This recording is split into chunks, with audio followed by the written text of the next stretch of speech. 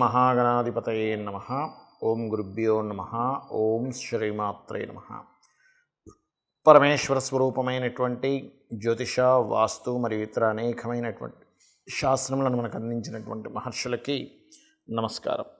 హయగ్రీవ హయగ్రీవ హయగ్రీవేతి యో వదేత్ తస్య నిస్సరతే వాణి జహ్నుకన్యా ప్రవాహవత్. అరుణాం కరుణాతరంగితాక్షీం ధృతపాశాంకుశపుష్పబాణచాపాం అనిమాదిభిరావృతాం మయూకైః అహమిత్యేవ విభావయే భవానీం. శ్రీమాత్రే నమః. ప్రేక్షకులకి ఆ లలితాంబిక అమ్మవారి యొక్క అనుగ్రహం పరిపూర్ణంగా కలగాలని మనస్ఫూర్తిగా కోరుకుంటూ మనం ఈరోజు 18వ తేదీ నుంచి 24వ తేదీ వరకు ఉన్నటువంటి వార ఫలితములు ద్వాదశ రాసుల వారికి, ముఖ్యంగా ద్వాదశ లగ్నాలు చూసుకోండి. లగ్నాల వారికి ఏ విధంగా ఉండబోతుంది, మరియు అదేవిధంగా ఈ యొక్క ద్వాదశ లగ్నాల వారికి కూడా ఏ విషయాల్లో జాగ్రత్త ఉండాలి, అదేవిధంగా ఎటువంటి దేవతా ఆరాధన చేసుకోవాలి, మరియు ఈ వారం ఉన్న గ్రహస్థితికి జాతచక్రం కూడా తెలియనటువంటి వారికి ఏ గ్రహం ఎక్కడున్నందుకు ఏ ప్రయత్నం చేసేటప్పుడు ఏ గ్రహ ఆరాధన ఏ దేవత ఆరాధన చేసుకుంటే బాగుంటుంది అనేటువంటి విషయం కూడా నేను మీకు ఆఖరిలో చెప్తాను, చూసుకోండి.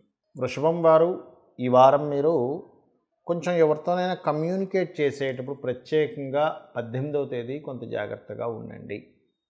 ఇక 19, 20 తేదీలు రుణాల కోసం ప్రయత్నం చేసేటువంటి ప్రయత్నాలు ఫలిస్తాయి, వ్యాపార లాభాలు బాగుంటాయి. 21, 22 తేదీలు కొత్త పరిచయాలు, వివాహ ప్రయత్నాలు ఫలించడము ఇటువంటివి గోచరిస్తుంది. అదేవిధంగా 21, 22 తేదీలు, ఇక 23, 24 తేదీలు కనుక చూసుకున్నట్లయితే విదేశాలకు వెళ్ళాలనుకునే ప్రయత్నాలు, వివాహ ప్రయత్నాలు ఫలించేటువంటి రోజులు ఇవి మీకు. ఇక మీకు చూసుకున్నట్లయితే ఫినాన్షియల్గా ఎలా ఉండబోతుంది అని చెప్పి గమనించుకున్నట్లయితే కాస్త పంచమ స్థానంలో కేతు ఉంటూ పంచమ ద్వితీయాధిపతి అయినటువంటి బుధుడు దశమ స్థానంలోకి ప్రయాణం చేస్తున్నాడు. ఆయన అంటే శనితో వెళ్ళి కలుస్తున్నాడు. ఇది కొంతవరకు చూసుకున్నట్లయితే అప్పులు అంటే రుణము లభించడానికి చాలా అనుకూలమైనటువంటి స్థితి ఇది, ఈ గ్రహస్థితి ఏదైతే ఉందో. ఎందుకంటే ఇక్కడ ధనాధిపతి వెళ్ళి శనితో మరియు చతుర్థాధిపతితో కలుస్తున్నాడు కాబట్టి ఏదైనా ప్రాపర్టీస్ మూలంగా ధనం రావడం, గవర్నమెంట్ రిలేటెడ్ మూలంగా మీకు ధన సంబంధించినటువంటి రావడం, కొంచెం ఉద్యోగంలో బాస్కి మీకు ఉన్నటువంటి చిన్న స్ట్రెస్ కొంత రిలీఫ్ రావడం, బుధుడు వెళ్ళి కనెక్ట్ అవుతున్నందుకు అక్కడ పంచమాధిపతి అంటే తెలివితేటలకి కొంత సంధి కల్పించడానికి కారకుడు అక్కడ ఎంటర్ అయ్యాడు కాబట్టి. ఇక ఈ వారం మీకు వివాహ సంబంధించిన విషయాలు అనుకూలంగా ఉన్నాయని చెప్పి చెప్పుకున్నాము. కాకపోతే కొంతవరకు ఈ ప్రేమ వ్యవహారాలు ఏదైనా సిగ్నేచర్ చేసేటువంటి విషయాల్లోని కొంత జాగ్రత్త వహించండి. ఇక మీరు చేయవలసినటువంటి ముఖ్యంగా ఈ ఉద్యోగ ప్రయత్నాలు ఎవరైతే చేస్తూ ఉంటారో ఈ ఉద్యోగ ప్రయత్నాలు బాగా అనుకూలించాలంటే, ఎందుకంటే ఇక్కడ దశమ స్థానంలో మీకు ఎప్పుడైతే ఈ శని భగవానుడు కంబస్ట్ అయ్యాడు, అస్తంగత్వ దోషము అంటారు.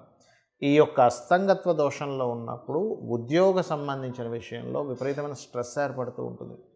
ఈ విపరీతమైనటువంటి స్ట్రెస్ ఏదైతే ఉందో ప్రత్యేకంగా మీకు ఇచ్చేటువంటి ఫలితాల్లో ఇదేం జరుగుతుంది అంటే, ఈ స్ట్రెస్ ఏదైతే ఉందో రవి ద్వారా జరుగుతూ ఉంది. కాబట్టి సూర్య నమస్కారాలు కనుక చేసుకున్నట్లయితే ఆ సూర్య భగవానుడి యొక్క సూర్యుని యొక్క అనుగ్రహంతో మీకు ఆ స్ట్రెస్ అనేటువంటిది తగ్గుతుంది. మరియు ఇక్కడ విదేశాలకు వెళ్ళాలని చేసేటువంటి ప్రయత్నం మరియు వ్యాపార సంబంధించిన విషయాల అభివృద్ధి ఇవన్నీ కూడా చక్కగా కలగనున్నాయి, అందులో ఎటువంటి సందేహం లేదు. కాకపోతే మీరు కొంచెం రాజకీయ విషయాల్లో కొద్దిపాటి జాగ్రత్త వహించండి. మరియు ఫ్రెండ్స్తోని ప్రేమ వ్యవహారాల విషయంలో కూడా కొద్దిగా ఈ వారం జాగ్రత్త వహిస్తూ గణపతి ఆరాధన చేయండి, మరియు గోవుకు గ్రాసం తినిపించండి, అన్ని విధాలా బాగుంటుంది. చూడండి, చాలామందికి జాతక చక్రం అనేటువంటిది ఉండదు, ఏం చేయాలో తోచదు.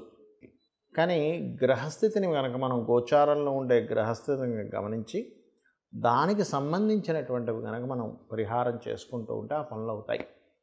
అలా ఎవరికైనా గవర్నమెంట్ రిలేటెడ్, ప్రమోషన్ రిలేటెడ్ సంబంధించినవి ఆగాయి అనుకోండి, మీరు చేయవలసింది ఏమిటి అంటే, మీకు గనక ఈ విషయంలో అవుతూ ఉంటే నవగ్రహాల్లో శని భగవానుడు, సూర్యభగవానుడి దగ్గర దీపారాధన చేసి నమస్కరించుకోండి. మీ ప్రయత్నాలు మీరు చేస్తూ ఉండండి. ఆదిత్య హృదయ పఠనం చేయండి. ఖచ్చితంగా మీకు మీరు అనుకునేటువంటిది ఏదైతే ప్రయత్నం ఉందో సాగుతుంది. ఇక ప్రయాణాలు చేద్దాం అనుకునేటువంటి వారికి ఈ వారం అందరికీ కూడా చంద్రుడు తన ఓన్ హౌస్లోకి వెళ్తున్నాడు కాబట్టి బాగుంది. కాకపోతే ఏదైనా కొంచెం ప్రయాణాల్లో ఈ ప్రయాణం చేయడం వల్ల ఎటువంటిది అవుతుందో అనేటువంటి చిన్న భయం కూడా మిమ్మల్ని వెంటాడుతూ ఉంటుంది. బికాజ్ ఆఫ్ రాహు యొక్క దృష్టి ఉంది కాబట్టి. కావున మీరు ప్రయాణాల విషయంలో దుర్గాదేవిని ఒక్కసారి తలుచుకొని ఓం దుమ్ దుర్గాయ నమః అని చెప్పి తలుచుకొని ప్రయాణం చేసినట్టయితే మీ ప్రయాణం వల్ల సఫలీకృతం, అంటే మీ ప్రయాణం చేసిన విషయం ఏదైతే ఉందో అది ఫలకృతం అవుతుంది. అదేవిధంగా భూములకు సంబంధించినటువంటిది ఏదైనా మనీ కోసం ప్రయత్నం చేసేటువంటి వారికి ఎప్పటి నుంచో రావట్లేదండి డబ్బులు, కానీ ఇప్పుడు వస్తాయి. ఎందుకంటే భూములకు కారకుడైన కుజుడు ఉన్న స్థితి అలా ఉంది, అద్భుతంగా ఉంది. So no need to worry. ఏమంటే అందులో కొంచెం మాకు వస్తాయి కానీ ఎక్కడో ఆటంకం జరుగుతుంది అనుకునేటువంటి వారికి నేను చెప్పేది ఏమిటంటే గణపతి ఆరాధన చేయండి. గణపతి ఆరాధన మీరు ఎంత చేస్తే, వారాహి అష్టోత్తరాలు ఎంత చదువుకుంటే ఇప్పుడున్న గ్రహస్థితి రీత్యా మీకు ఖచ్చితంగా భూ సంబంధించినటువంటి ధనము రావడము, భూ లబ్ధి కలగడం అనేటువంటిది జరుగుతుంది. ఇక అదేవిధంగా కొంతమందికి ఉద్యోగ ప్రయత్నాలు చేస్తూ ఉంటారు. ఏమంటే ఉద్యోగం రావట్లేదండి, ఏం చేయాలి? లలితా సహస్రనామాల్లో ఓం శ్రీమాత శ్రీ మహారాజ్ఞి శ్రీమత్ సింహాసనేశ్వరి నమః అని చెప్పని సూర్యభగవాను చూస్తూ చేయండి. ఖచ్చితంగా మీకు ఉద్యోగ ప్రాప్తి అనేటువంటిది కలుగుతుంది. మరియు బెల్లం, పిడికెడు బెల్లం గోవుకు తినిపించండి. అలాగే ఇప్పుడున్న గ్రహస్థరీత్యా ఏదైనా బిజినెస్ రిలేటెడ్ సంబంధించినటువంటివి కొన్ని మీరు చూడండి. ఇప్పుడు ఎలా ఉంటుందంటే బిజినెస్ రిలేటెడ్ సంబంధించిన విషయాల్లో ఒక ప్రోడక్ట్ని మీరు మార్కెట్లో లాంచ్ చేద్దాం అనుకుంటున్నారు, ఏదైనా కంపెనీకి సేల్ చేద్దాం అనుకుంటున్నారు. అక్కడ ఏమవుతుంటుందంటే మీ ప్రోడక్ట్ చేద్దామనుకునే విషయంలో ఆ పెద్ద బాస్ ఎవరైతే ఉంటారో అతను కింద నుండేటువంటి వారి మధ్య నుండేటువంటి అండర్స్టాండింగ్ సరిగా లేకపోవడం వల్ల మీ ప్రోడక్ట్ ముందుకు వెళ్ళదు.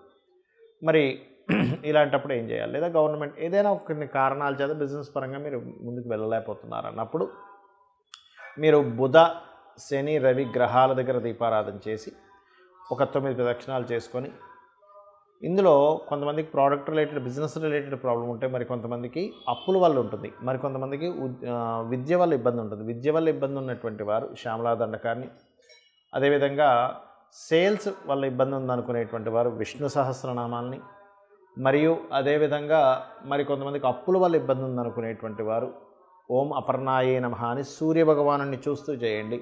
ఖచ్చితంగా మీకు అప్పుల బాధలు తగ్గుతాయి. ఇక ఆటంకాలు, ప్రతి విషయంలోనే ఆటంకం వస్తుందండి అన్నప్పుడు బుధవారం నాడు, ఇప్పుడున్న గ్రహస్థితి రీత్యా బుధవారం నాడు మీరు ఈ క్యారెట్స్తో చేసినటువంటి పదార్థం ఏదైతే ఉంటుందో దాంతో ఏదైనా తీపి పదార్థాన్ని గణపతి ఆలయంలో ఇచ్చి, అంటే అక్కడ నైవేద్యం పెట్టించి అందరికీ పంచిపెట్టండి. ఖచ్చితంగా మీకు ఉండేటువంటి సమస్య ఏదైతే ఉందో ఈ ఆటంకాలన్నీ తొలగిపోతాయి. ఇక ఇప్పటివరకు మనం చెప్పుకున్నటువంటి వార ఫలితాల్లో చాలామందికి సందేహం కలుగుతుంది. ఏమండి ఈ వార ఫలితాలు లగ్నరీత్యా చూసుకోమన్నారు, లగ్నం నుంచే చూసుకోవాలా, రాశి నుంచి చూసుకోవద్దా అని.